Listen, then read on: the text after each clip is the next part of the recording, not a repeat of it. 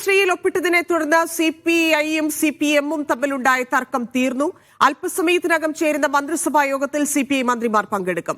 മന്ത്രിസഭാ ഉപസമിതി രൂപീകരിക്കാനും മാനദണ്ഡങ്ങളിൽ ഇളവ് വേണമെന്നാവശ്യപ്പെട്ട് കേന്ദ്രത്തിന് കത്തയക്കാനും തീരുമാനിച്ചു. ഇളവ് അനുവദിക്കുന്നതുവരെ കരാർ മരവിപ്പിക്കണമെന്നും കേന്ദ്രത്തോട് ആവശ്യപ്പെടും. മന്ത്രിസഭാ യോഗത്തിൽ ഉചിതമായ തീരുമാനമെടുക്കാൻ മന്ത്രിമാരെ CPI സെക്രട്ടേറിയറ്റ് ചുമതലപ്പെടുത്തി. വിജിൻ വായന്തോട് ചേരുന്നുണ്ട്. വിജിൻ, കഴിഞ്ഞ മന്ത്രിസഭാ യോഗത്തിൽ മുതൽ അവഗണിക്കപ്പെട്ട രീതിയായിരുന്നു PM ശ്രീയുമായി ബന്ധപ്പെട്ട് CPIക്കുണ്ടായത്. അതിനുശേഷം തുടർന്ന പ്രതിഷേധം അത് ഇന്ന് അവസാനിക്കുന്നു. ഇപ്പോൾ അല്പസമയത്തിനകം നടക്കുന്ന മന്ത്രിസഭാ യോഗത്തിലും വീണ്ടും ഇതുമായി ബന്ധപ്പെട്ട് ഈ എതിർപ്പുന്നയിച്ച മന്ത്രിമാരുൾപ്പെടെ എന്താണ് പറയാൻ പോകുന്നത്? എന്ത് സമവായത്തിലേക്ക്, ഏത് രീതിയിൽ കാര്യങ്ങൾ എത്തുമെന്നാണ് കരുതുന്നത്? എന്തൊക്കെ ചർച്ചയാകും? ഏതായാലും CPI സെക്രട്ടേറിയറ്റ് യോഗം അവസാനിച്ചിട്ടുണ്ട്. നിലവിൽ CPM മുന്നോട്ട് വെച്ച നിർദ്ദേശങ്ങൾ എല്ലാം CPI സെക്രട്ടേറിയറ്റ് അംഗീകരിച്ചു കഴിഞ്ഞു. അതിൽ പ്രധാനപ്പെട്ട നിർദ്ദേശങ്ങൾ എന്ന് പറയുന്നത്, അതായത് ഈ PM ശ്രീ പദ്ധതിയുടെ ഭാഗമായി നടപ്പിലാക്കേണ്ട കാര്യങ്ങൾ അത് പൂർണ്ണമായും മരവിപ്പിക്കുക, ഒപ്പം തന്നെ കേന്ദ്ര സർക്കാരിനെ പദ്ധതി മരവിപ്പിക്കുന്നതായി അറിയിച്ചുകൊണ്ട്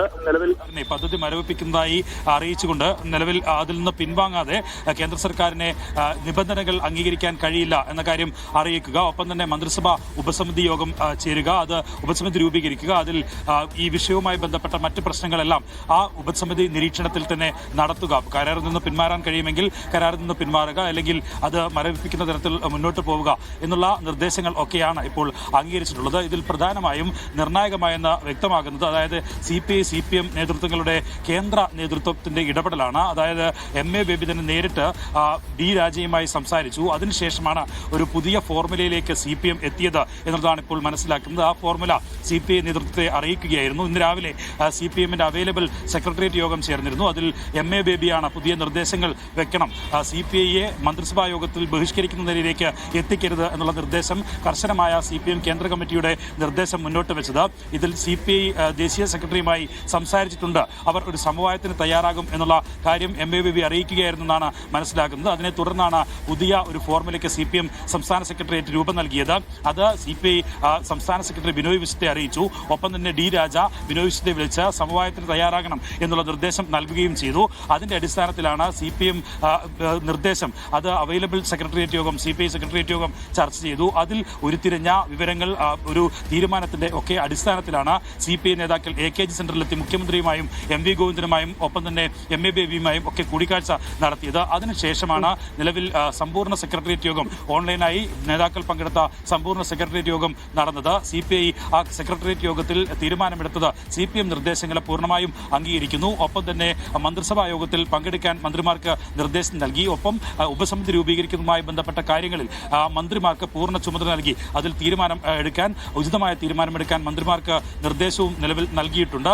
എന്തായാലും ഇതിന്റെ അടിസ്ഥാനത്തിൽ പൂർണ്ണമായും നിലവിൽ PM ശ്രീ വിഷയത്തിൽ ഉയർന്ന വലിയ തരത്തിലുള്ള എതിർപ്പ് അത് കെട്ടടങ്ങുന്നു എന്നുള്ളതാണ്. തെരഞ്ഞെടുപ്പെടുത്തിരിക്കെ വലിയൊരു പ്രതിസന്ധിയിലേക്ക് LDFനെ എത്തിക്കരുത് എന്നുള്ള നിലപാടിലേക്ക് തന്നെ CPIയും എത്തുന്നു.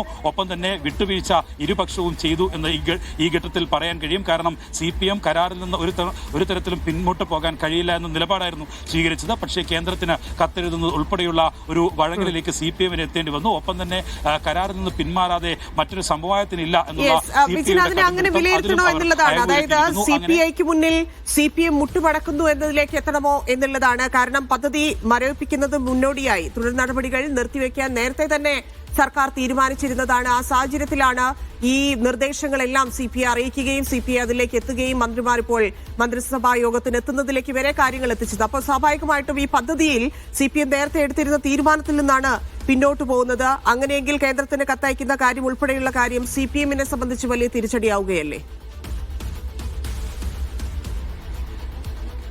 തന്നെ ഇക്കാര്യത്തിൽ രണ്ടുപേർക്കും തിരിച്ചടി നേരിട്ടു എന്ന് ഈ ഘട്ടത്തിൽ പറയാൻ കഴിയില്ല. കാരണം CPM നേരത്തെ മുഖ്യമന്ത്രി തന്നെ CPI നേതാക്കളെ അറിയിച്ചിരുന്നത്, ബിനോയ് വിശ്വമായുള്ള ചർച്ചയിലൊക്കെ അറിയിച്ചിരുന്നത് ഇപ്പോൾ ഉള്ള തീരുമാനം, അതായത് PM ശ്രീ പദ്ധതിയിൽ ഒപ്പിട്ടെങ്കിലും ആ പദ്ധതിയുമായി മുന്നോട്ട് സർക്കാർ പോകില്ല, അതിന്റെ മറ്റ് നടപടികൾ നടത്തില്ല. ഒപ്പം തന്നെ ഈ സ്കൂളുകളെ തിരഞ്ഞെടുക്കുന്നത്, പട്ടിക തയ്യാറാക്കുന്നതും ഒപ്പം തന്നെ അതിലെ പ്രപ്പോസൽ തയ്യാറാക്കുന്നതുമായി ബന്ധപ്പെട്ട വിഷയങ്ങൾ, ആ വിഷയങ്ങളിൽ നടത്തില്ല എന്നുള്ള ഉറപ്പ് CPIക്ക് നൽകുകയാണ് ചെയ്തത്.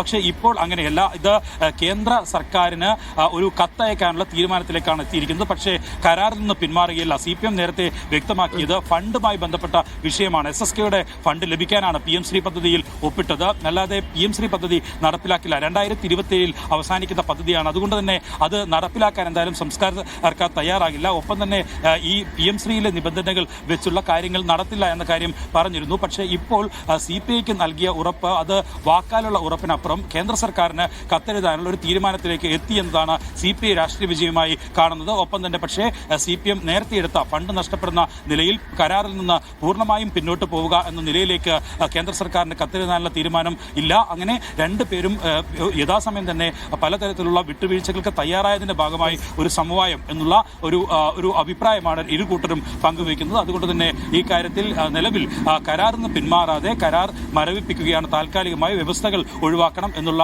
ഒരു നിലപാട് കേന്ദ്രത്തെ അറിയിക്കാനാണ് ഇപ്പോൾ തീരുമാനിച്ചിരിക്കുന്നത്. അതിനുശേഷം മന്ത്രിസഭാ ഉപസമിതി ഇക്കാര്യത്തിൽ ഏതെങ്കിലും തരത്തിൽ കേന്ദ്ര സർക്കാർ വഴങ്ങുന്നില്ലെങ്കിൽ അതുമായി ബന്ധപ്പെട്ട മറ്റ് നടപടിക്രമങ്ങൾ പൂർത്തിയാക്കുക, അതായത് നിയമ നടപടി ഉൾപ്പെടെ വേണമെങ്കിൽ അത് ഉപസമിതി തന്നെ തീരുമാനിക്കും എന്നുള്ളതാണ് നിലവിൽ ഉരുത്തിരിഞ്ഞിരിക്കുന്ന അനുനയ.